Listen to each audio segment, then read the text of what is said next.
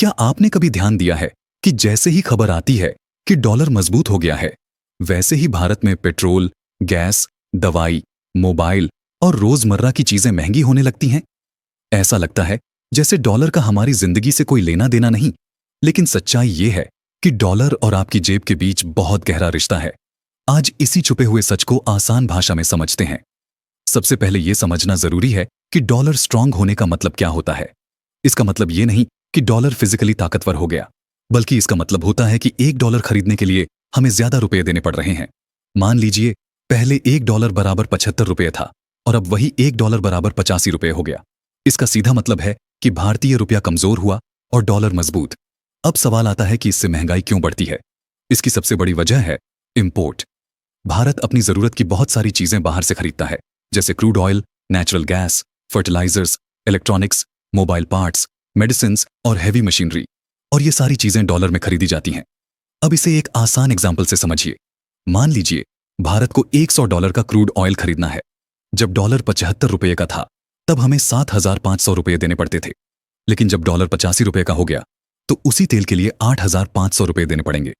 यानी बिना तेल की इंटरनेशनल प्राइस बदले भी भारत को ज्यादा पैसा देना पड़ रहा है। अब ये एक्स्ट्रा पैसा कौन देगा? साफ सी बात है, आप और हम। जब तेल महंगा होता है तो उसका असर सिर्फ पेट्रोल पंप तक सीमित नहीं रहता। पेट्रोल और डीजल महंगे होते ही ट्रांसपोर्ट कॉस्ट बढ़ जाती है। ट्रक से आने वाली सब्जी महंगी, दूध महंगा, फैक्ट्री में बनने वाला सामान महंगा और ऑनलाइन डिलीवरी भी महंगी हो जाती है। धीरे धीरे यही बढ़ा हुआ खर्च पूरी इकोनॉमी में फैल जाता है और इसे ही हम इन्फ्लेशन कहते हैं। अब लोग पूछते हैं कि आरबीआई और गवर्नमेंट इसे रोक क्यों नहीं पाते।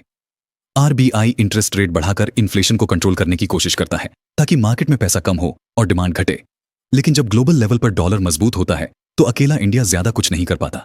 कई बार फॉरेन इन्वेस्टर्स अपना पैसा भारत से निकालकर अमेरिका जैसे सेफ मार्केट में ले जाते हैं, जिससे रुपया और कमजोर हो जाता है और प्रॉब्लम और बढ़ जाती है। इस पूरी सिचुएशन में सबसे ज्यादा नुकसान मिडिल क्लास और फिक्स्ड इनकम वालों को होता है। सैलरी धीरे धीरे बढ़ती है लेकिन खर्च तेजी से बढ़ता है। सेविंग्स की वैल्यू हर साल घटती जाती है, लेकिन हमें इसका एहसास तब होता है जब जेब खाली होने लगती है। इन्फ्लेशन एक ऐसा साइलेंट थीफ है जो बिना आवाज किए आपकी मेहनत की कमाई चुरा लेता है। अब सवाल यह है कि आम आदमी क्या कर सकता है। सच यह है कि हम डॉलर को कंट्रोल नहीं कर सकते, लेकिन खुद को तैयार जरूर कर सकते हैं। सिर्फ कैश में पैसा रखना लॉन्ग टर्म में नुकसानदायक हो सकता है। स्किल्स पर इन्वेस्ट करना, इनकम बढ़ाने के नए रास्ते ढूंढना और इन्फ्लेशन को सीरियसली लेना बहुत जरूरी है। जो लोग इन्फ्लेशन को समझ लेते हैं वही फ्यूचर में फाइनेंशियली सर्वाइव कर पाते हैं। अगर आपको ये वीडियो समझ आया हो तो इसे लाइक और शेयर जरूर करें और ऐसी ही आसान भाषा में इकोनॉमी समझने के लिए चैनल को सब्सक्राइब करना ना भूलें।